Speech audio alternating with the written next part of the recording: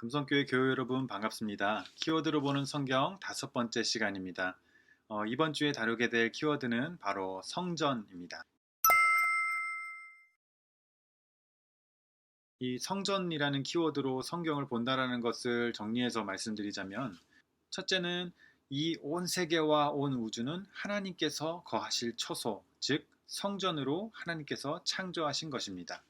둘째로, 그렇기 때문에 성경은 끊임없이 온 우주가 하나님의 성전이다라는 그 핵심 내용을 성경 곳곳에서 드러내고 있어요.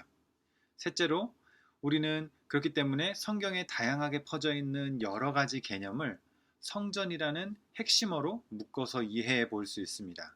이것이 성전을 키워드로 해서 성경을 읽는 방법의 핵심적인 내용입니다. 그래서 우리가 이런 관점으로 성경의 얼개를 한번 살펴본다면 바로 이렇게 볼 수 있습니다. 처음에 하나님께서 세상을 창조하셨는데 그것은 이 하나님께서 거하시는 처소인 성전입니다. 그런데 이 아담과 하와의 불순종으로 인해서 성전이 훼손되어서 아담과 하와는 쫓겨나게 되지요. 그리고 하나님께서는 그 성전의 일종의 예시나 맛보기로서 이 땅에서의 성전을 보여주시는 거예요. 그것이 바로 지상성전입니다. 바로 광야 시절의 성막이고 솔로몬이 세운 성전이죠. 그리고 성경의 이야기는 흘러서 참 성전이신 예수 그리스도에게로 모아지는 거예요. 그리고 예수 그리스도로부터 일시적인 성전인 이 땅의 교회와 신자들의 이야기가 등장합니다. 그리고 요한계시록에 가게 되면은 다시 회복된 하나님의 성전에 대해서 이야기를 하고 있다라는 것이죠. 우리가 성경을 공부하다 보면 이렇게 생긴 도식을 종종 보게 되는데요. 왜냐하면은 이런 도식이 이스라엘 사람들이 중요한 것을 강조할 때 쓰는 방법이에요. 흔히 샌드위치처럼 생겼기 때문에 샌드위치 구조라고도 부르는데, 예를 들면 오늘날 우리가 두갈식이라든지 이렇게 중요한 문장을 앞에 두는 것처럼 이스라엘 사람들은 비슷한 두 이야기를 놓고 그 가운데다가 제일 중요한 이야기를 넣어놔요. 그러니까 이 도식에서 가장 중요한 이야기는 무엇이라는 겁니까? 바로 예수 그리스도의 이야기다라는 것이죠. 특별히 이번 시간에는 주로 구약 성경에 나오는 성전의 개념들로 이야기를 나눠보도록 하겠습니다.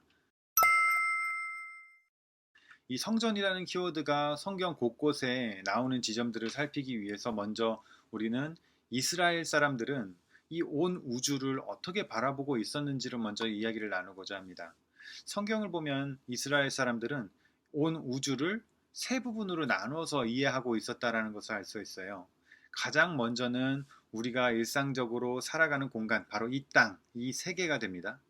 그리고 그 위로 하늘과 그 하늘 너머에 있는 우주의 공간이 있어요. 그리고 그 공간 다음에 우리가 확인할 수 없는, 알 수가 없는, 인지할 수 없는 하나님이 계신 거룩한 공간, 이렇게 세 부분으로 나누어져 있다라고 보았고, 우리가 사는 이 세계를 1층천, 그리고 우주의 공간을 2층천, 그리고 하나님이 계신 공간을 3층천이라고 불렀죠. 여러분 3층천 하면은 혹시 생각나는 게 있지 않으십니까? 고린도 후서 2장, 12장 2절에 보면은 바울이 자신의 체험을 말하는 장면이 있습니다. 거기서 이렇게 말하죠. 내가 그리스도 안에 있는 한 사람을 아노니 그는 14년 전에 셋째 하늘에 이끌려 간 자라. 그죠? 이것이 우리 옛날 버전의 성경을 보면은 3층천이라고 되어 있습니다. 이 구약을 지나서 신약 시대를 살았던 바울도 이러한 유대적인 방식으로 온 세상을 이해했던 것입니다. 바울은 환상 중에 이 셋째 하늘, 즉 이 세계와 우주적 공간을 넘어서 하나님이 계신 곳을 체험했다라고 주장하고 있는 것이죠. 구약에서도 이렇게 세 부분으로 나누어서 이해하는 것의 대표적인 예시가 바로 성막과 성전입니다. 여러분 이 그림을 보시면은 성막이 우리가 살아가는 공간을 상징하는 성막 마당이 있습니다. 그리고 우주적인 공간을 상징하는 성소가 있어요. 그리고 가장 안쪽에는 하나님께서 계신 거룩한 곳 지성소가 있습니다. 이 성막에 대해서는 뒤에서 조금 더 자세하게 나누도록 하겠습니다.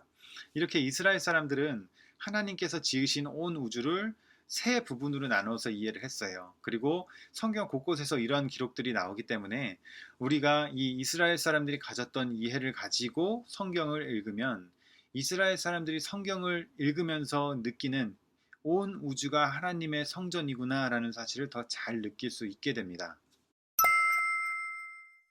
먼저 창세기에 나오는 성전에 대한 이야기를 짚어보겠습니다. 성전의 관점에서 창세기의 말씀을 보게 되면 이 창세기의 말씀이 단순히 태초에 하나님이 천지를 창조하셨다 이거보다 더 깊은 의미가 있음을 알게 됩니다.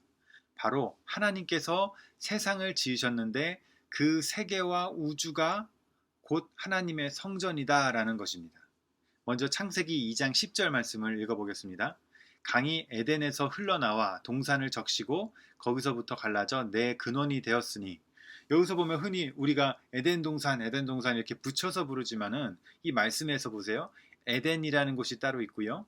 동산이라는 곳이 따로 있어요. 즉 동산이 있고요. 그 중앙에 에덴이 있다라는 거예요. 그리고 선악과를 먹은 후에는 동산에서 추방돼서 동산 바깥으로 바깥 세상으로 쫓겨납니다. 그러니까 이 창조 이야기에서 말하는 우주의 구조가 에덴, 동산, 그리고 바깥 세상 이렇게 세 개의 층의 구조로 되어 있다는 것을 알 수가 있죠. 그리고 이 말씀에 보면은 에덴에서 강이 발원하여서 바깥으로 흘러나간다라고 표현이 되어 있습니다. 그런데 여러분 에덴에서 강이 흘러나와요. 그런데 이것은 성경의 다른 부분에서 명백하게 성전에 대해서 말하고 있는 에스겔서와 계시록에서도 동일하게 표현되고 나타나고 있습니다. 에스겔서 47장 1절 말씀을 한번 읽어보겠습니다. 그가 나를 데리고 성전 문에 이르시니 성전의 앞면의 동쪽을 향하였는데 그 문지방 밑에서 물이 나와 동쪽으로 흐르다가 성전 오른쪽 제단 남쪽으로 흘러내리더라.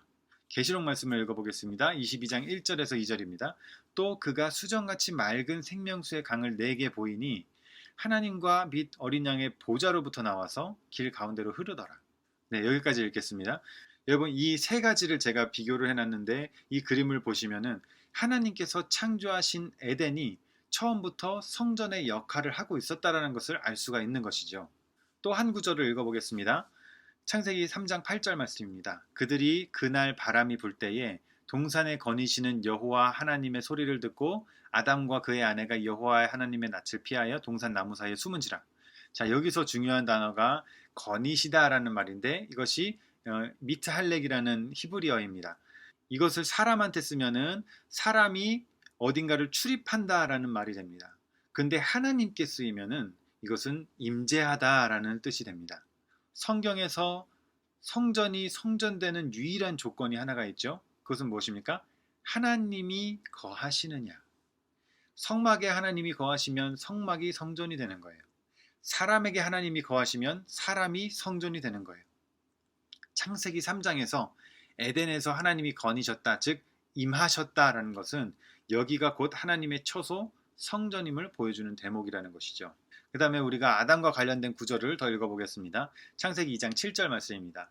여호와 하나님이 땅의 흙으로 사람을 지으시고 생기를 그 코에 불어넣으시니 사람이 생명이 되니라. 여기에 보면 하나님께서 흙으로 아담을 지으셨고 코에다가 생기를 불어넣었다고 되어 있죠.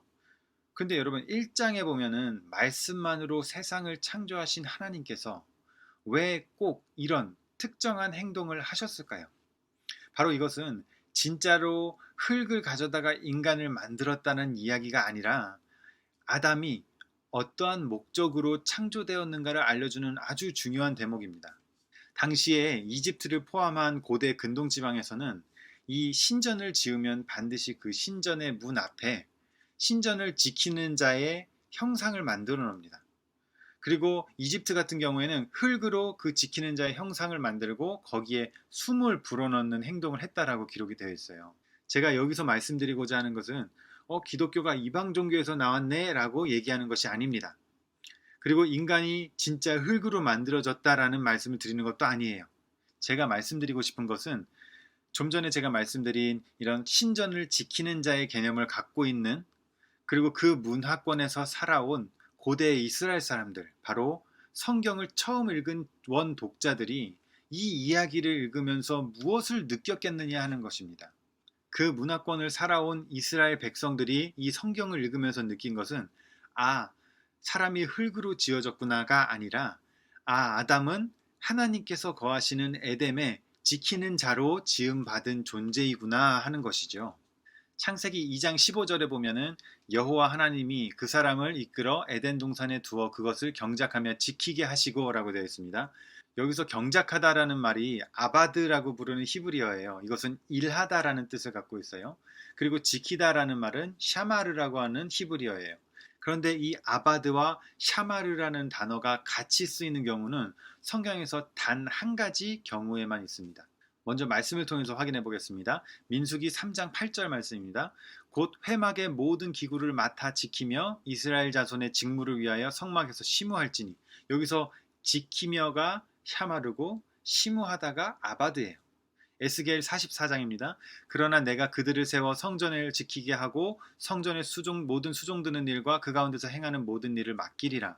여기서 지키게 한다가 샤마르고 수종 드는 일이 아바드예요. 자, 성경에서 아바드와 샤마르가 함께 쓰이는 경우는 바로 이 한 가지 경우밖에 없습니다. 제사장의 직무를 설명할 때 쓰입니다. 즉, 지키는 자 아담은 하나님께서 지으신 성전 에덴 동산에서 제사장으로 직무를 감당하기 위해 지어졌다는 것을 알 수가 있습니다.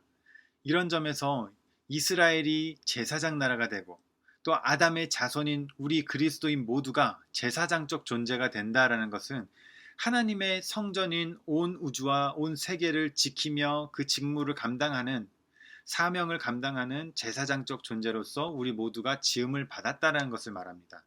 이런 관점으로 족장의 이야기를 살펴보면은 족장들이 단순히 믿음의 사람이다라는 것을 넘어서서 제사장으로서 세워진 사람들이라는 것을 알 수가 있어요. 여러분, 제사장이라는 것은 하나님과 일반적인 사람들 사이에 서 있는 사람이 바로 제사장입니다. 족장들의 이야기는 바로 이것을 보여주고 있어요. 창세기 12장 3절 말씀입니다. 너를 축복하는 자에게는 내가 복을 내리고 너를 저주하는 자에게는 내가 저주하리니 땅의 모든 족속이 너로 말미암아 복을 얻을 것이라 하신지라. 이것은 아브라함이 하나님께 받은 약속입니다. 하나님께서 복의 근원이 되게 하시고 온 족속이 아브라함으로 말미암아 복을 받는다라고 되어 있죠. 즉 복이 나가는 통로입니다. 제사장의 특징이죠. 창세기 18장 말씀입니다.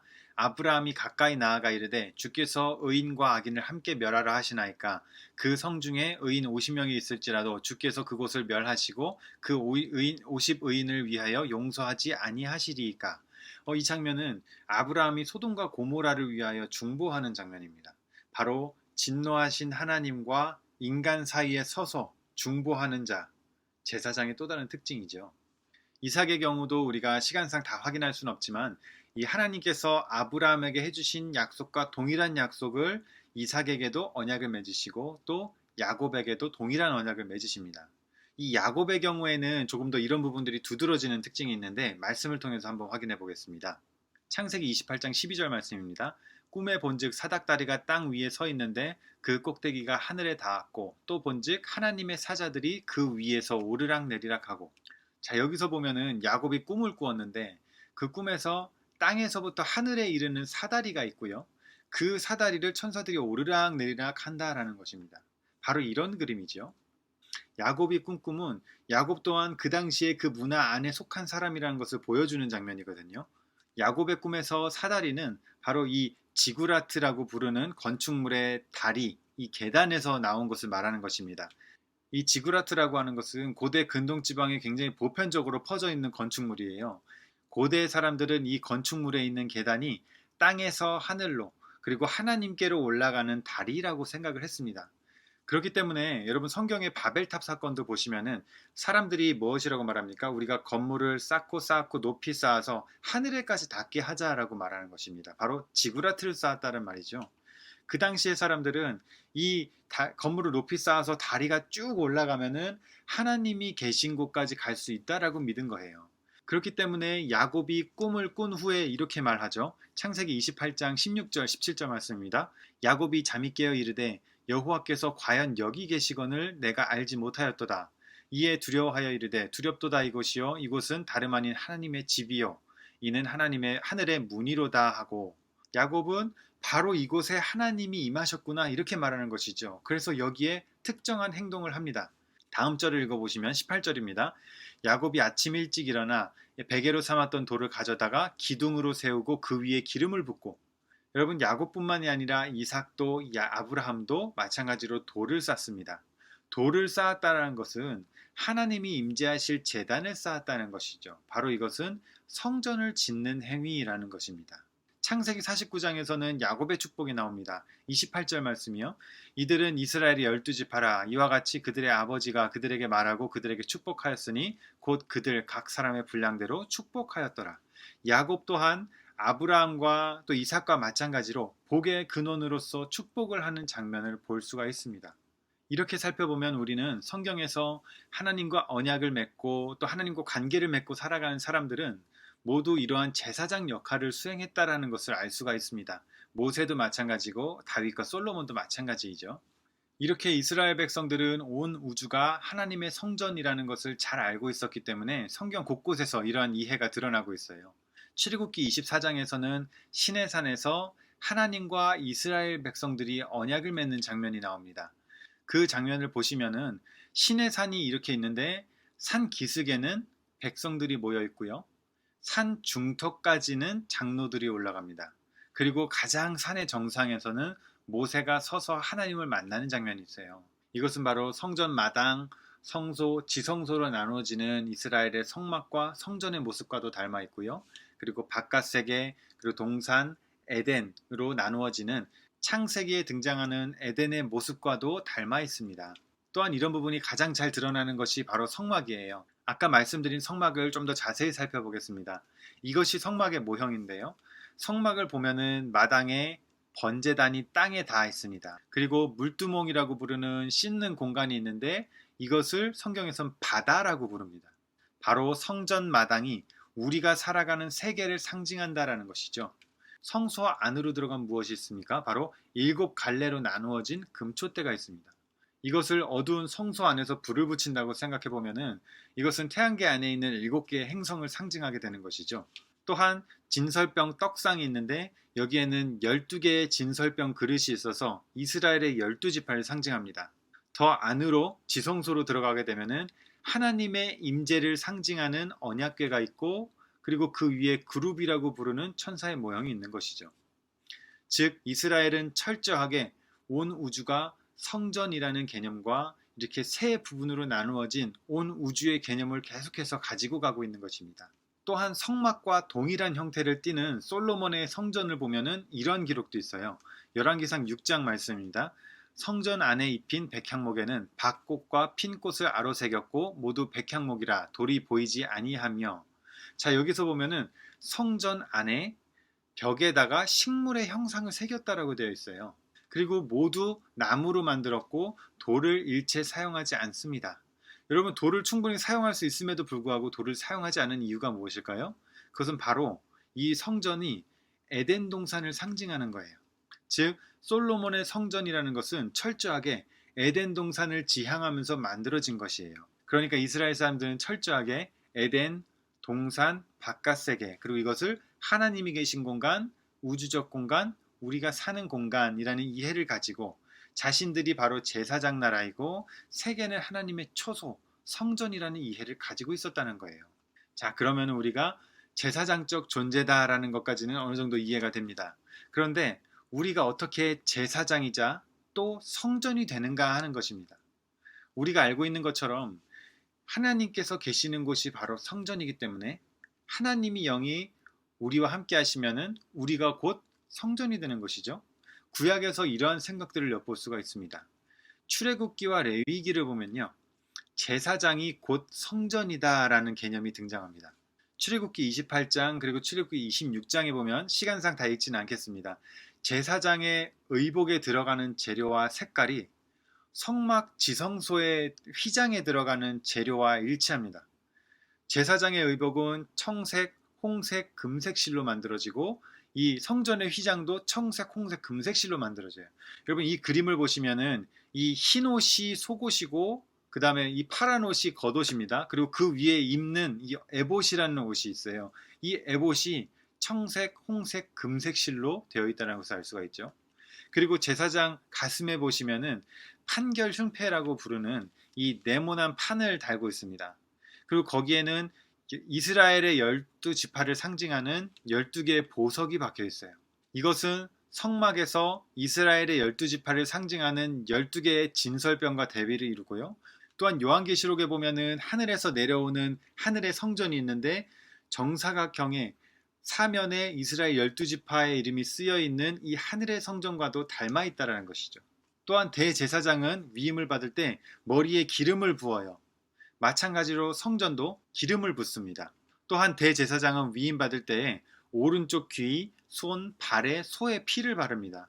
그리고 동일하게 소의 피를 성전 제단 귀퉁이에다가 바릅니다. 이런 점에서 이스라엘 사람들은 제사장을 곧 걸어다니는 성전으로 이해했다라는 것입니다. 제사장들도 내가 하나님께서 거하시는 성전이기 때문에 함부로 행동하지 않고 조심했다라는 거예요. 이런 맥락에서 예수님께서 선한 사마리아인의 비유를 하셨을 때 제사장이 강도 만난 자를 시체라고 생각해서 도와줄 생각도 안 하고 멀리 했다라는 부분이 더 잘 이해가 됩니다. 걸어다니는 성전이었기 때문에 시체를 가까이 하지 말라라는 율법을 어길 수가 없는 거예요. 그 다음에 민수기에 보면은 이스라엘 백성이 출애굽을 한 후에 가나안 땅을 향해서 행진하는 진형의 모습을 기록해 놨는데 바로 이와 같은 모습을 띠고 있습니다. 사면에 세 지파씩 분배를 해서 간다는 것이죠. 이렇게 보시는 것처럼 하나님의 성막이 가운데에 있고 그 사면을 이스라엘의 12지파가 둘러싸고 있는 모습이라는 것이죠. 그리고 이것은 제가 앞서서 말씀드린 요한계시록에서 등장하는 하늘에서 내려오는 성전의 모습과도 닮아 있어요. 하늘의 성전 또한 사각형이고 사면에 이스라엘 지파의 이름이 3개씩 적혀 있어요. 그렇다면 여러분, 이 민수기에 나오는 이 진영의 형태, 이스라엘 백성들의 모임이 무엇이라는 겁니까? 바로 성전이라는 것이죠. 이스라엘 사람들은 그렇게 건물로서의 성전에 집착했지만 이미 사람들의 모임으로서의 교회, 성전이라는 개념은 이미 민수기부터 나오고 있었다는 거예요. 그래서 이를 두고 초대교회의 집사였던 스데반이 이렇게 말하죠. 신의 산에서 말하던 그 천사와 우리 조상들과 함께 광야 교회에 있었고 이것을 광야 교회라고 부릅니다. 이런 점에서 우리는 제사장이 곧 성전이 되고 백성들의 모임이 성전이자 곧 교회가 된다는 사실을 알 수가 있는 것이죠. 우리가 이렇게 모세 오경의 말씀을 창세기, 출애굽기, 레위기, 민수기, 신명기를 선택, 구속, 성결, 인도, 교훈 이렇게 주제를 잡아서 볼 수도 있지만은 성전으로 관점으로 보면은 성전의 시작, 성전의 건축, 예배, 동행, 교훈 이런 관점으로도 볼 수가 있다라는 것이죠. 지금까지 나눴던 내용을 정리해보면 이스라엘 백성이 이해한 온 우주는 에덴, 동산, 바깥 세계로 되어 있고 이러한 그들의 이해가 성막과 성전에 동일하게 반영이 되었다는 것이에요. 온 세계는 바로 하나님의 성전이고 그리고 아담을 시작으로 하나님과 만난 모든 사람들은 제사장적 존재로서 하나님 앞에 쓰임을 받았습니다. 그리고 성전은 단순히 건물이나 장소를 넘어서서 민수기에 나오는 백성들의 모임이 바로 교회요 성전이라는 것을 통해서 오늘날 우리가 바로 교회라는 것을 알 수가 있고 제사장이 곧 성전이라는 이해를 통해서 제사장적 존재로 부름받은 우리 또한 하나님의 성령이 거하시는 성전이라는 것을 알 수가 있습니다. 이런 점에서 고린도전서에서 바울 사도가 우리에게 전한 말은 성경 전체를 놓고 이해해 볼 수 있는 말씀이죠. 고린도전서 3장 16절의 말씀에 보면은 너희는 너희가 하나님의 성전인 것과 하나님의 성령이 너희 안에 계시는 것을 알지 못하느냐. 여러분 이 말씀 안에 성경의 수많은 이야기가 담겨 있죠. 성전을 키워드로 삼아서 성경을 보는 과정은 참 중요하다라고 생각합니다. 왜냐하면 이 성전의 키워드로 성경을 읽는 방식이 성경을 처음 기록했던 사람들과 또 성경을 가장 처음 읽었던 성경의 원독자인 이스라엘 사람들의 이해에 가장 가깝게 읽을 수 있는 방법이기 때문이고 또 오늘날 성경에 대한 다양한 도전들도 극복할 수 있기 때문입니다. 성전이라는 키워드로 성경을 보는 것이 조금 어렵기도 하고 우리에겐 익숙하지 않은 부분이 있겠지만 또 이러한 새로운 관점으로 성경을 보면서 우리가 가진 말씀에 대한 이해가 더욱더 넓어지길 바라면서 강의를 마치겠습니다.